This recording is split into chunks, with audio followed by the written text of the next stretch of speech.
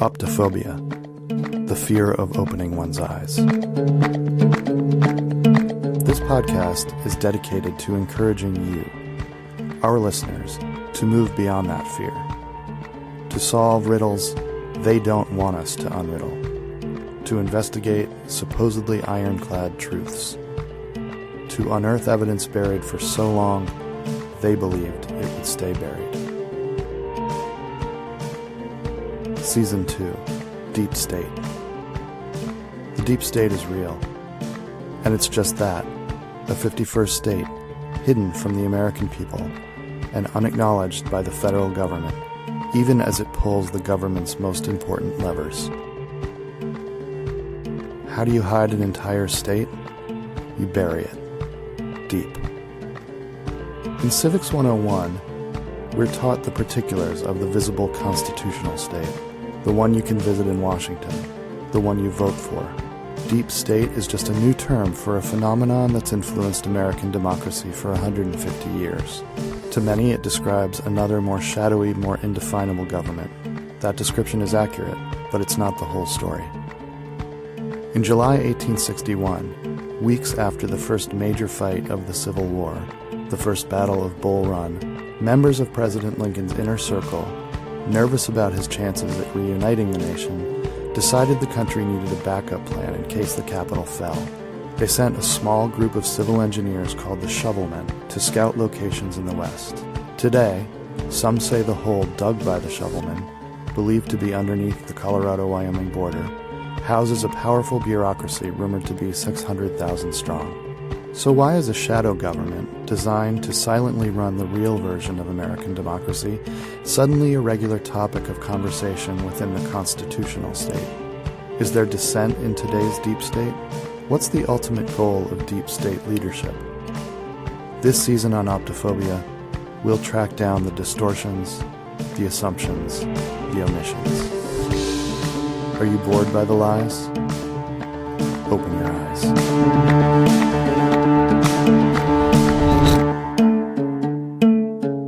Hi everybody, I'm your host, Ben Linus. We haven't tackled a lot of murder mysteries on this show, so I'm anxious to talk to today's guest, a reporter who's been digging into some deep state-related crime. But before we bring him on, I wanted to talk for a minute about the ultimate question that we hope to answer during this season of Optophobia. What does the deep state want? What are they there for? On our first episode, I said that we'd be exploring the motivations of the powerful, shadowy residents of the deep state. I'm curious what their end game is. Is it just complete power and domination, or is there something else to it? We know there is a semi-permeable membrane between the deep state and the visible constitutional state. Someone has to execute the deep state's orders. We know there are connections between the deep state and other powerful American institutions like Silicon Valley, Wall Street, the military and intelligence services, the legal industrial complex. As we know, what we now call the deep state is an entity that's been part of the U.S. government for more than a century. But in 2014, longtime congressional staffer Mike Lofgren assigned the deep state moniker to that entity.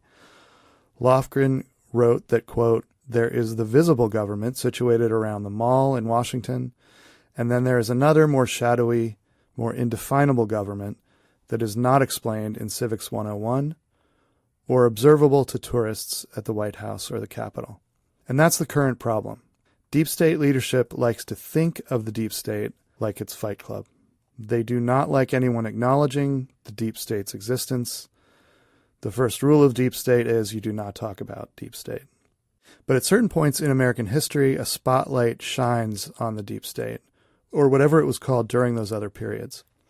Light agitates anyone or any idea that's lived underground for more than 150 years. We are in one of those periods now. The question is, what does the deep state want? And what does it want right now? Hopefully we will get into that a little bit today with our guest.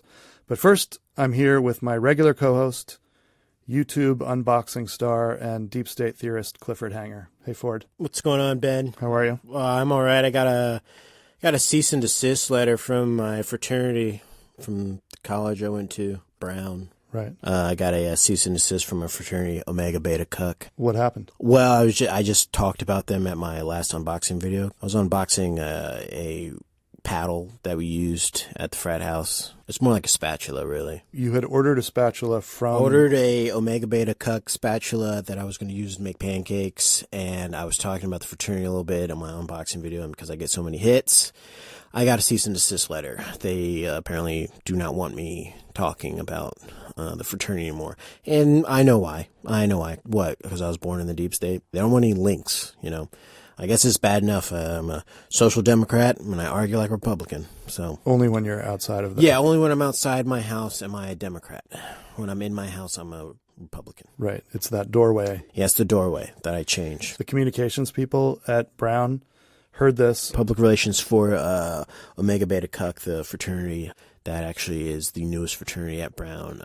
They told me that they would very much appreciate if I did not mention Brown, the university, or my time there. What letter is cuck? Cuck? C. Cuck. You're thinking about the alphabet? Yeah. Yeah, so you're thinking alpha, beta, cuck, delta, epsilon. Okay. Foxtrot. Right. Yankee. Zulu. Hotel. Right. Yeah. Okay. This was a paramilitary fraternity. Right. Yeah. If you'd like a little bit more background about the deep state, you can listen to our first episode or go to our website, optophobia.org, for more context.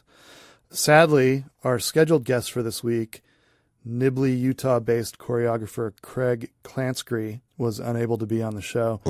Craig has some fascinating theories about the deep state controlling more than just our democracy, but also our Netflix queues. But earlier this week, Craig backed off of his theory while simultaneously announcing that he'd been hired as a consultant on a Netflix documentary about the Cabbage Patch, the dance. Okay, yeah. So he didn't want to talk to us anymore, apparently because he's now employed. I mean, that makes sense. The Cabbage Patch. Who did that reach out to? Who did the Cabbage Patch reach out to? If you had to put in your mind, if I said, I'm picturing someone doing the Cabbage Patch, who are you thinking? I guess I'm thinking Ronald Reagan. Oh, are you? Yeah. I was thinking more about like dance videos or popular music videos. Oh, I think we have it confused in what Cabbage Patch is. That's a dance. Yeah. I thought it was like a thing you do when you're The cooking. Cabbage Patch is that the dance with your two fists in front of you? Will Smith does. Yeah. Oh, maybe it's a Will Smith thing. There you go. Okay. I was thinking. Yeah, you do a circle with your fists. I thought that's what you do to churn up cabbage when you're trying to patch a mistake in a salad. Well, I mean, I think that's probably the same motion, right? Yeah, it probably is. The Yeah, stirring when you're tossing. motion. Yeah, when you're tossing stuff. Maybe that's why. what I was thinking. Cabbage Patch. That's why I think Ronald Reagan, because he was a known salad eater. He would toss a salad. So Craig isn't able to be here because he's now doing the Cabbage Patch doc. But we were extremely fortunate because we were able to book an amazing guest at the last minute. Reporter Sacha Miller is here visiting with us in the studio. Sacha, welcome to Optophobia. Ben, Ford, thank you so much for having me. Great to be here. You can actually call me Clifford. Clifford. My friends call me Ford. Oh, sorry. Well, so hopefully someday. Sasha is like the actor, Sacha Baron Cohen. That is accurate. Cool. Yeah, I love that guy. You saw Borat? I've, My wife. I love that movie, man. Me and the frat bros would watch that all the time. I loved it. Yeah, I've actually never seen any of his films. You've never seen any of them? No, man. we're just both, Eastern European Jews, and Sasha over there is like Mohammed, Yeah. to Islam. Wow. It's very common. So a lot of Sashas, actually. Yeah, okay, yeah. Well, yeah, you got to check it out, though, man. It's a great movie. Yeah. My wife. It's very funny. Sounds super funny. Yeah, it's hilarious.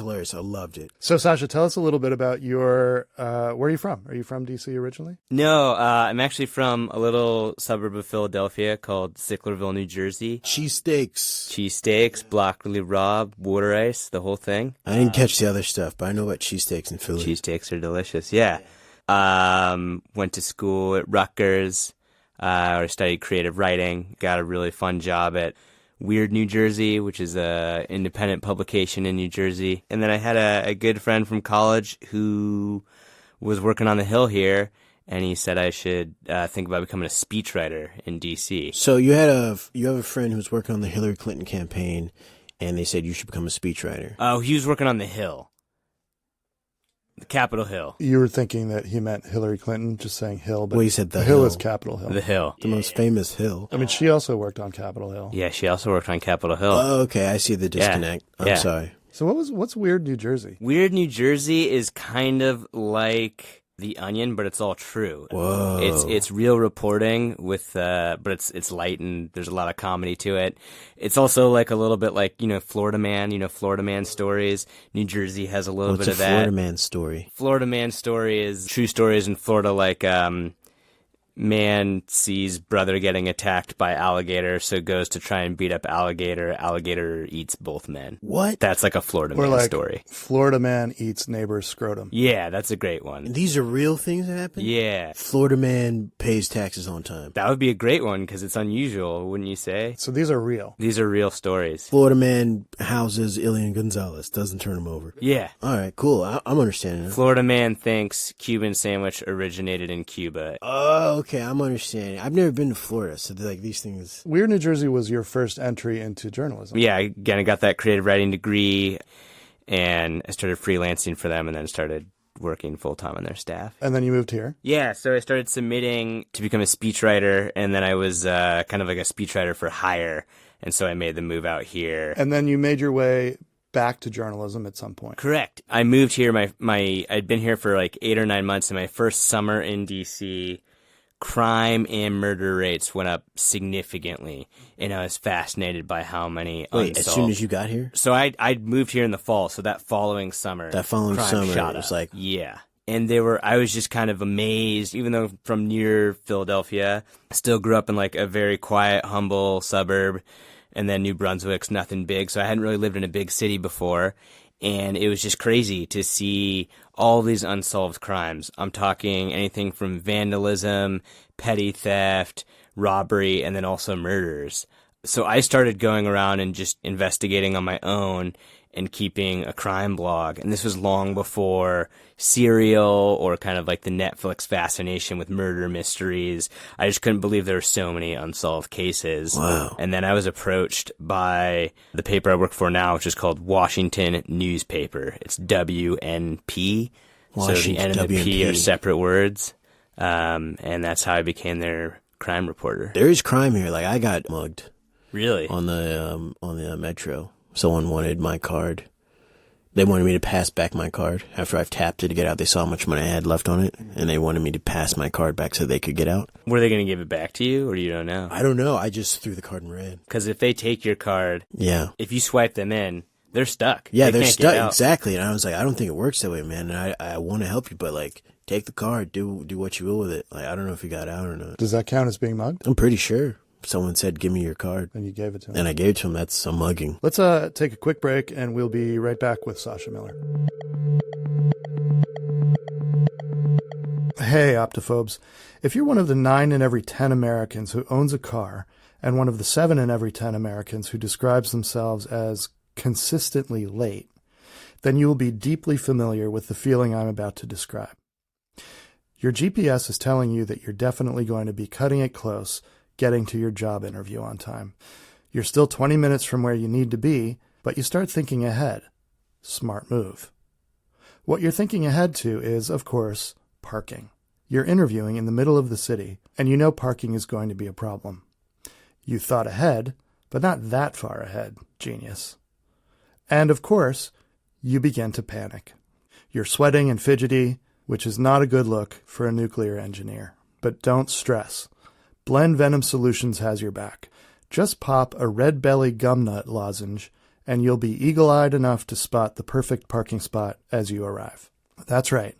Red Belly gum nut lozenges are made from the venom of the red-bellied blacksnake and the juice of the flowering gum nut plant. The venom's myotoxins, coagulants, and presynaptic neurotoxins work to slow your nervous system to calm you down and improve your vision. Red-bellied black snakes are native to Australia, and they don't tend to release much venom when they bite, so an attack is rarely fatal.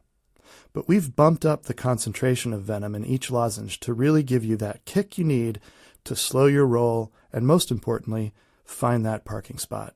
Try Red Belly Gum Nut Lozenges today. Blend Venom Solutions. We take away your fears using snakes.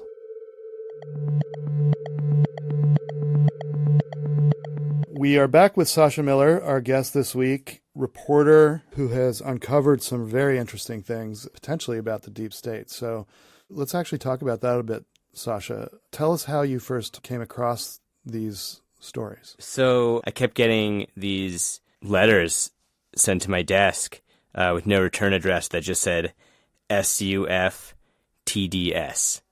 And I had no idea what that meant. And eventually I got a letter with a crossword puzzle and solved it. And it was Save Us from the Deep State. Yeah. Why they were reaching me directly, I'm not quite sure.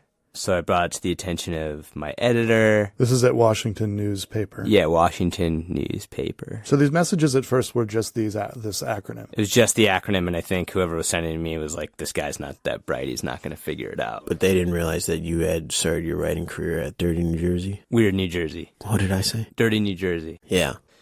So then about 4 months ago, I do have some connections with the D.C. police as well as the Federal Bureau of Investigation. I unfortunately can't give this individual's name, but someone from the D.C. We'll cut it out. Okay, we'll give just it call for him, us. We'll cut it out after. We'll call him Steve. What's the last name? Steve. Steve. So we'll cut that out. Is it Steve or Steve Stevens? So it's... What's his real name? We'll cut it out. We'll bleep it. It's actually... Stephanie Stevens. So we'll bleep Stephanie Stevenson. Officer... Okay, that's even better now. Officer Stephanie Stevenson. Well, badge actually, number? sorry, Detective. Detective Stephanie Stevenson. And we'll bleep all that stuff out so she's not compromised. She's a good source, so I can't... Yeah, and I care about her. I understand, yeah. So she called me. It was about 1 a.m.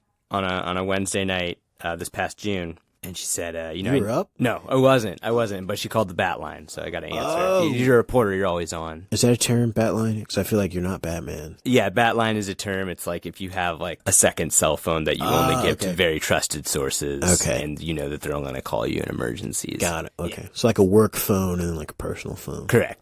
So Detective Stephanie Stevens called you on the bat line. Called me on the bat line. It was 1 a.m. on a Wednesday night. She said, I'm at the Georgetown waterfront and a dead body washed up on shore, and I think you should come take a look at it. Oh my God. I'm pretty familiar with the Georgetown waterfront. So like, where's the shore? The shore part is by. This is right below. This is right where you rent paddle boats. That's where I find most of the dead bodies. That's why I was like, Yeah. Okay. For a body to get that far north, it's got to be planted. It's Gotta not be. gonna drift into Yeah. Georgetown. There's no drift current And there. so it was a woman we couldn't identify, a Jane Doe, Caucasian, probably, if I had to guess, I'd say 27, 28 years old. How do you make that guess? Are you looking at skin tone? Yeah. So this was I don't mean to be insensitive if any of this person's loved ones is listening. Again, we've never been able to identify the body regardless, but this is a fresh corpse. It was not cold yet. Not it was cold. Dead, but not cold. Dead, but not Yes, cold. yes, Those are the best ones. Yeah, sure. I get on my road bike and I head on down there. And we thought what was initially possibly stained blood across her chest was actually red paint that also said SUFTDS, which we assume is Save Us from the Deep State. Did Detective Stephanie Stevenson call you because she saw that acronym on the body, knew that you had written about this before, and thought you would be able to help out? Her and I have a pretty good rapport.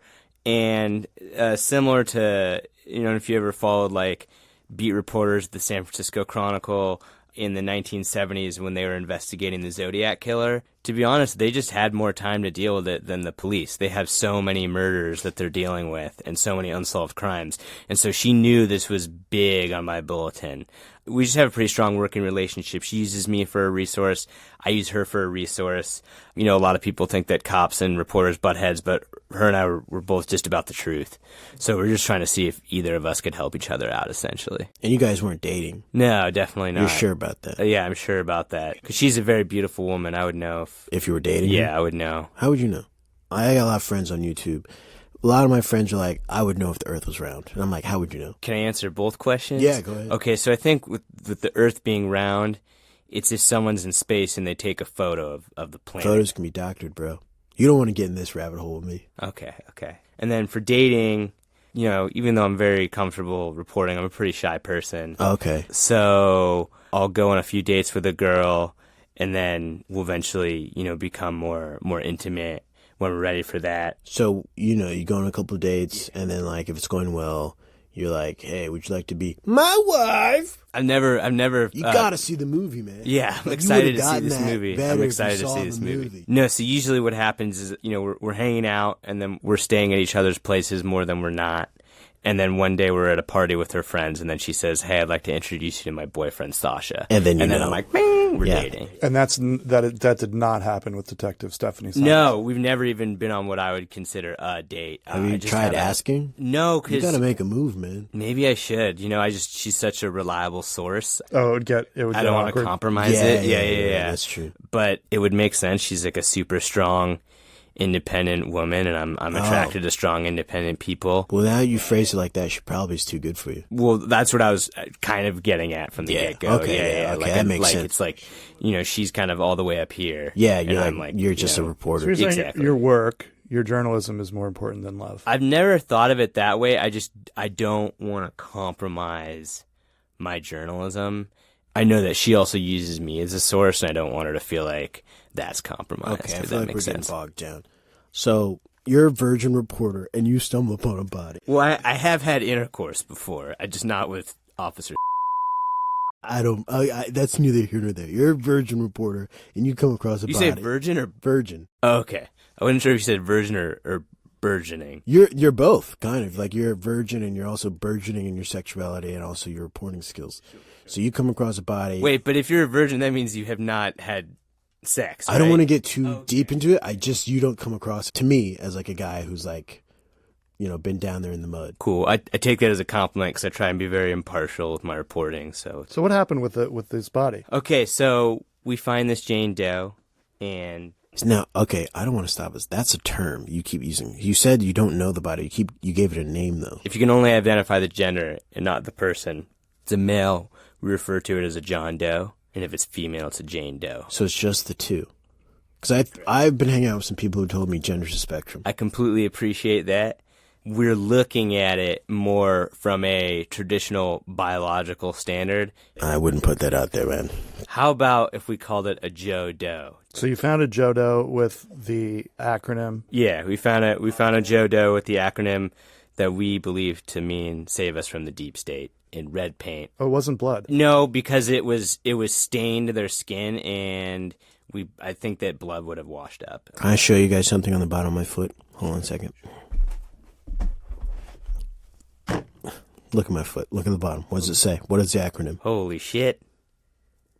SUFTDS. Save me from the deep state. Did you just write that? No. This was what I saw on my foot when I got old enough to be able to actually pull my foot up to my face and understand letters. This is what I saw. I thought it was just a birthmark my whole life. No, that's a tattoo, brother. This is what I'm talking about. I was born in the deep state, man. And somebody, when you were a baby, Stamped me tattooed with that and then shit me out. So you were a message. I was something. Because why else is it in such small... Did you ever wonder what it meant? Well, yeah, but I also was like, maybe it's just a birthmark. I don't know. I haven't seen very many bottoms of other people's feet. Now check this out.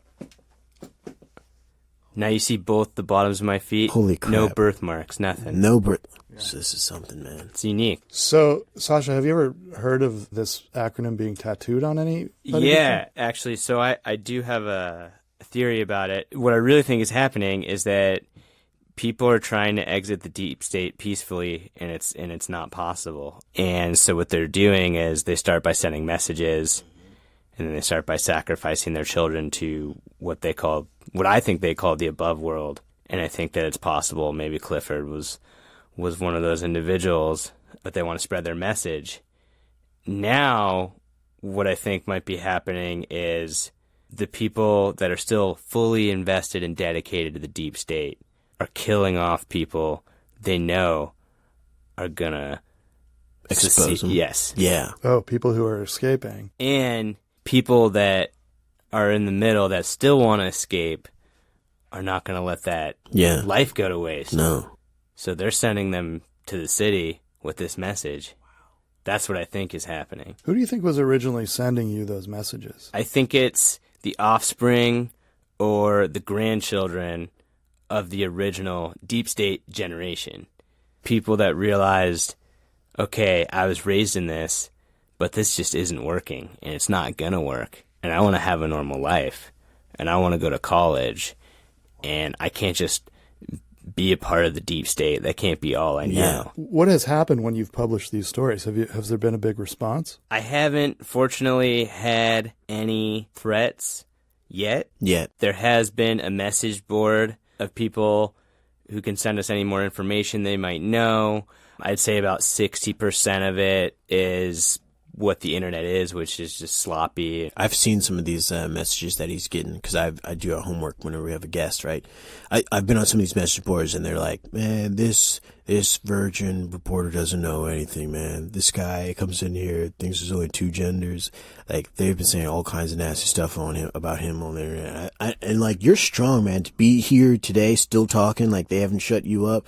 Like, you're proving all of them, like, it's not going to get to you. You're not going to be stopped. Like, you're going to, speak your truth. Well, I kind of think of life in three tiers. There's real life, and then there's reporting on real life, and then there's social media. I was going to say bullshit on the internet. Yeah, and that stuff doesn't bother me, So I don't want to have you scoop yourself, but we've got to wrap it up, and I wanted to see if you might give us a little hint at what you're working on now. I'm assuming you're furthering this story. So that was the first body.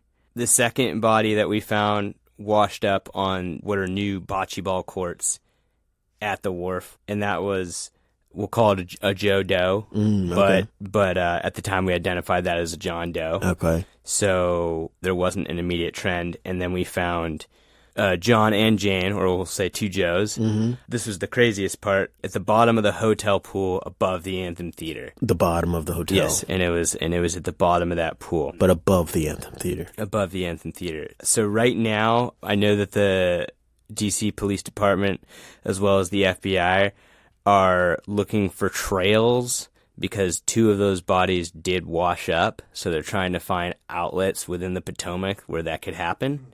I'm getting certified to become a scuba diver myself. I'll beat you to it. I've got my certification because I was doing my homework on you, and I was like, I need to be in this water, in this murky, like this is nothing but clues being hidden under here. Right. So yeah, we should link up love after for you this. to join me on the dive. Yeah, we should link up after this. So that's the next step is exploring potential tunnels built into the Potomac. Not potential, my friend. They're there. Trust me. And all these Jodos had the same acronym. Same acronym painted. Wow. So yeah, we'll look out for those stories. That sounds like you've got some serious blockbusters. Can I get your phone number just to look up? Yeah, absolutely. You just say it now. We'll bleep it out. Sure. It's 202 253 2509. Yeah. All right, you got a DC number. Yeah, That's cool. a DC number. Feel free to look for my articles on WashingtonNewspaper.net. What's their slogan again? I love it, but I forget it sometimes. It's Washington, the original newspaper. Yeah, it's so clean. So we're gonna have to leave it there for now. I want to thank our guest Sacha Miller for being on. It's fascinating. My wife. Give our regards to Detective Stephanie Vincent. I think maybe you guys have a future. Thank you to my... She's not going to hear this, is she? Well, she's not going to hear her name. It's going to be bleeped out. Yeah, Ben will make sure everything's bleeped out that shouldn't be said. Cool. Thank you to my co-host this week, Ford Hanger. Hey, call me Cliff. Good to see you again. Next week, we're going to talk to Chrissy Kobayashi, an optician from Plum Springs, Kentucky, who says she's traced her lineage back to one of the original shovelmen who was sent west by Lincoln's White House. Thank you for listening to Optophobia. I'm Ben Linus, and I'll leave you with this.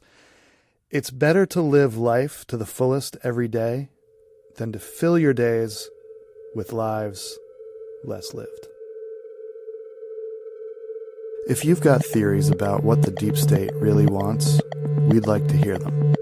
You can find us on our website at optophobia.org or on Twitter, Instagram, and Facebook at optophobes.